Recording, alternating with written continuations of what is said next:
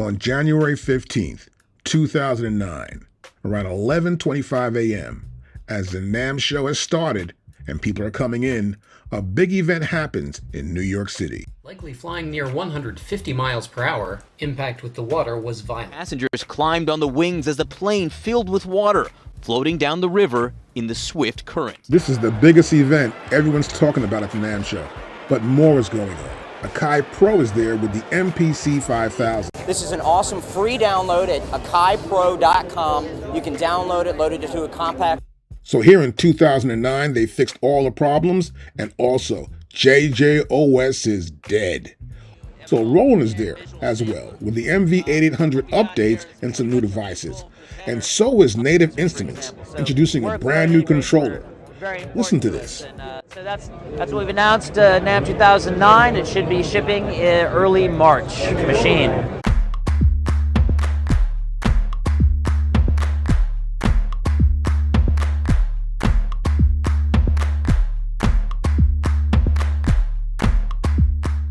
Towards the end of the 1990s, unless you were running a Commodore Amiga as an affordable 8-bit domestically priced sequencer sampler, the main thing bedroom producers were using was an Atari 6 running like Cubase for MIDI sequencing. Now, this would require like all sound sources to be external, like a hardware drum machine, a sound module, synthesizers, a sampler. And around this time, at the turning point, PCs were getting better and the Macs were getting pricier. And so we've got a better machine we can use to create some pretty modest audio MIDI sequencing and audio recording. Now also at this time, around 1996, VSTs were created, Virtual Studio Technology Instruments. Now what makes this whole thing work?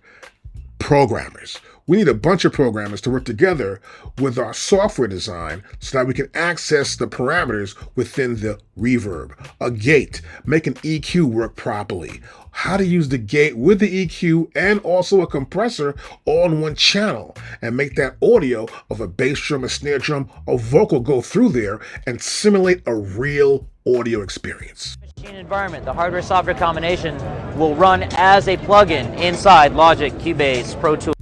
So in 2009, on April 1st, they launched the Maschine, and it's a hit everywhere.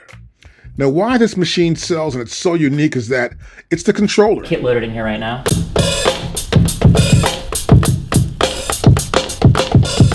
You can see I can play them on, I've got 16 pads. I've got a total of 8 groups here. Each one of these groups can get its own 16 pads, so I can have up to 8 different drum kits, mix it in with some instruments, play bass parts, keys, for example. All of these kind of things can be played right off Maschine. But the main thing we wanted to focus on was workflow. We wanted to make it really easy to get parts in. So I can get this in record mode here, and then I can really quickly enter a part.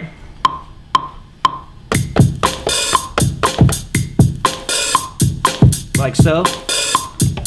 I've got quantized 50%, so if I want to tighten the timing up just a little bit, but not all the way, just add it a little bit tighter, I can do that. Add some more parts. The controller can access everything that's in the software. No controller does that even today, except for Maschine. There's no controller for Pro Tools. There's no controller for Logic. You got to use your mouse and maneuver where you want to go. This helps you to move so much faster. Plus, it has effects as plugins. It has keyboards, bass, guitars as plugins. And in 2009, the recession is still here. So buying an MPC or buying an MV8800 from ROLAND, they might cost a lot of money, but the Maschine is cheaper. It will work with any computer, whether a PC or a Mac. It becomes the best option for those cutting back on cost who still want to do production. And its popularity grows. It becomes popular with Drake's producer, 40. Like in Drake's 2010 hit called Over. Oh, yeah, that's right, I'm doing me. And Find Your Love. I'm more than just a number. And God's Plan. Anything you guys want in the store is free, so grab whatever you guys want. I don't wanna die for them to miss me. After seeing the success of Native Instruments' Maschine, ROLAND discontinues the MV8800. It had only been in the market for about a year and 10 months. Maschine is taking over. Now for Akai, it's a different situation. They're still selling standalones because some people don't want to use their computer for production. But they will stop making MPCs until the year of 2012, when their secret project to create the same kind of system that Maschine has launches. Then on October 1st, 2011, they launched a Maschine Micro, a brand new machine but smaller. Check out Jeremy Ellis.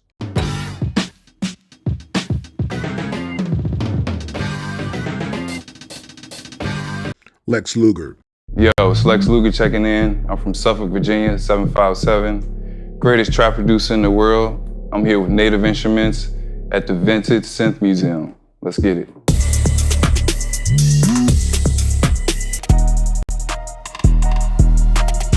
So just like I did with the hi-hats, I'm able to do that with my snare.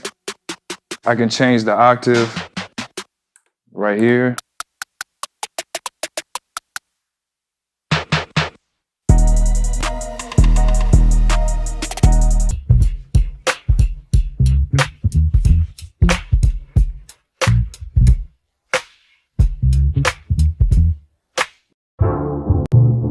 Musically, I was creating space by removing top end.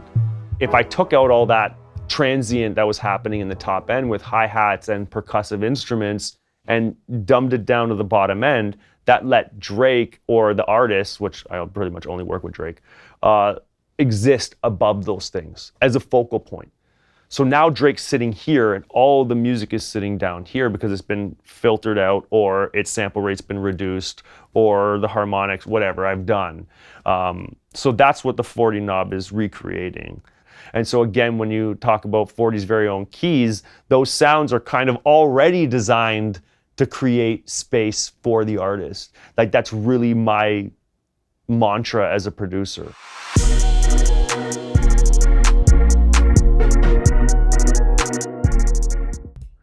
The Maschine also improved on the software a lot, adding more of what the customers wanted. It was now at 1.8 by the beginning of the year in 2012. But by April of 2012, Akai releases their first Maschine-like device. Actually, there are two devices. It's the MPC Studio and the MPC Renaissance. So now the battle's heating up for what's going to happen next. So what Maschine does is they make a brand new Mach 2 machine. Now the Mach 2 version improved the feel of the pads. Before they're kind of cheesy, but they're much better at this point. And they went from this orangey look from the pads, or more like an orangey reddish look, to become more of an RGB color scheme for the pads, to make it easier for DJs who want to use their machines at night. Made it much easier. The software also improved with version 1.8 by adding in the offline time stretch function and the ability to transpose samples in any pitch or all the samples to a pitch you want. It made it more of a old school feel and a much better sampler drum machine type sound than before. Then in 2013, they introduced the Maschine Studio. It allowed space for Native Instruments to lay out additional features. Now it had a plush big jog wheel where I can do data entry and get finer control. Standard pads sat in the lower middle, but these pads omitted any sign for like pressing shift and functionality. The pads were dedicated for being pads. By having a bigger machine, the Studio allowed for dedicated buttons on the machine. It was really great. And the great features as well. Using it for the first time was really cool because they actually had a lot of colors in the default display. So if I hit a button, let's say for groups, that would be the color of the groups. It made it much easier to see everything on the machine.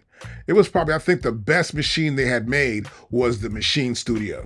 Then around 2015 and 16, they came up with some other features and other devices.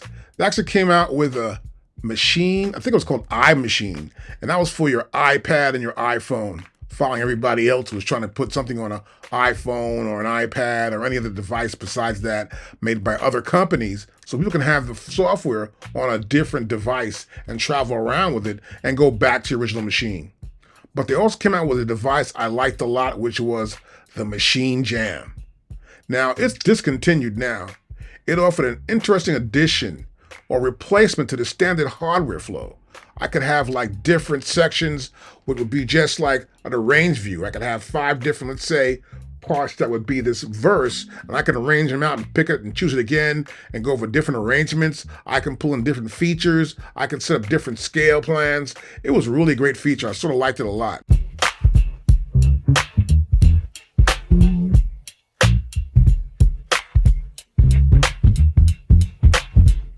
It is a musical instrument. It's an integrated system working with a hardware in front of you and a software running on your computer. It comes also as a plugin for your favorite DAW. It's a fully equipped sampler and looper with included vintage sampler modes.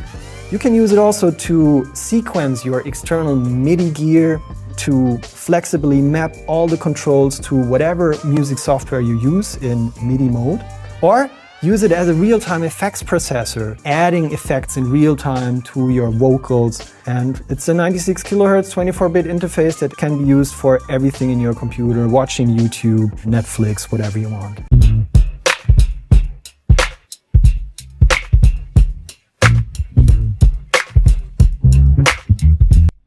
And in September of 2020, Native Instruments introduces Maschine Plus.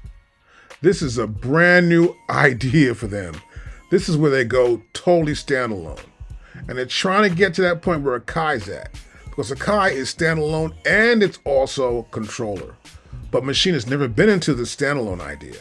They've got to explore the idea of making this standalone computer, which is what it actually is, to use for music anywhere and on the go.